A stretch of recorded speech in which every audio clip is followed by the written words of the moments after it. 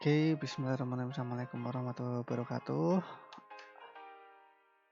Sebelum kita beranjak lebih lanjut ke materi berikutnya, saya sampaikan beberapa hal, eee, terutama tentang prerequisite, sebelum kita mempelajari Spring Boot ini, sebelum kita mencoba untuk menggunakan Spring Boot.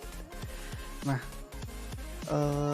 sudah saya catat beberapa hal yang perlu kita perhatikan ya. Yang pertama, untuk mempelajari Spring Boot ini eee, pertama kita harus familiar dengan object oriented programming terlebih dahulu. Kemudian yang kedua, harus familiar dengan bahasa pemrograman Java, terutama bagian collection. Collection itu mungkin nanti ada yang pernah pakai array list, kemudian kita pakai iterator ataupun map dan yang lain-lain seperti itu. Nanti bisa dipelajari di tutorial point kalau misalkan masih belum terlalu familiar. Jadi nanti ada di tutorialspoint.com Java Collection. Nah, kemudian yang ketiga adalah memahami konsep database. Ini penting karena nanti kita akan berinteraksi dengan kita akan mencoba untuk mempraktekkan bagaimana caranya. Yang pertama membuat CRUD dengan istilahnya berinteraksi dengan database. Kalau CRUD sudah pada pernah bikin kan ya, kita coba ya. Nah, ini tadi yang saya bilang tutorial point. Jadi di sini ada banyak collection. Jadi ada collection di Java itu ada banyak sekali. CRUD insert update delete ya kalau CRUD. Nah, ini loh, create update delete. Oke, saya lupa kepanjangannya. Jadi istilahnya itu supaya kita bisa belajar CRUD atau create, read, update, delete. Oke.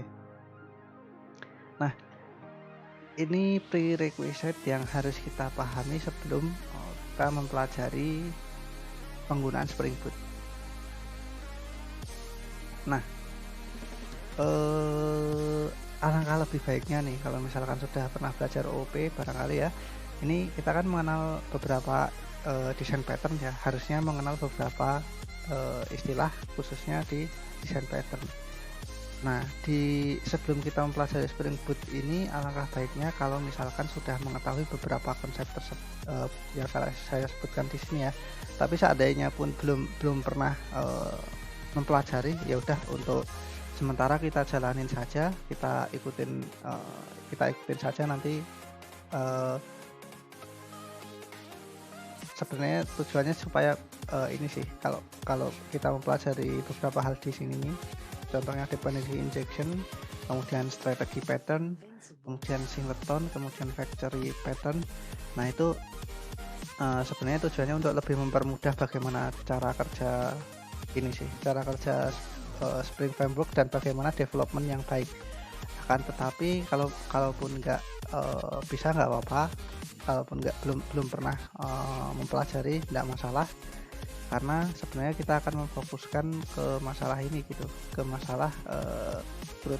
Yang pertama ke masalah CRUD, dan kemudian nanti ke depan kita juga akan membahas bagaimana membuat web service dengan menggunakan Spring Boot ini.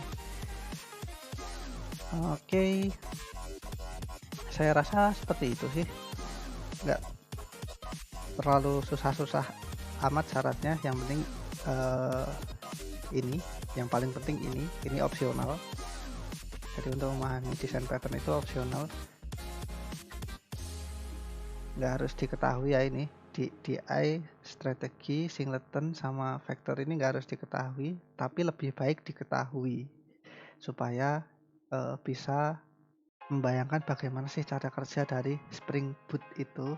Seperti itu, Spring Framework itu cara kerjanya seperti apa, karena kita nanti bakal sering menggunakan dependency injection, tapi dependency injectionnya nanti lebih sering menggunakan annotation. Kemudian untuk strategi pattern, singleton, sama factory ini misalkan yang strategi ini kita nanti bakal kenal dengan istilahnya apa namanya, kalau di Spring Boot sih qualifier. Nanti ada istilahnya qualifier, anotasi qualifier. Kemudian singleton secara umum spring bean nanti spring itu nanti menggunakan ini ya, salah satunya spring bean, jadi objek yang disimpan dalam memori. Itu konsepnya juga menggunakan singleton. Dan factory pattern ini bakalan berkaitan sekali dengan tentunya nanti proses programming kalau aplikasinya sudah mulai kompleks sehingga ketika programmer lain membaca codingan kita itu lebih mudah untuk dipelajari.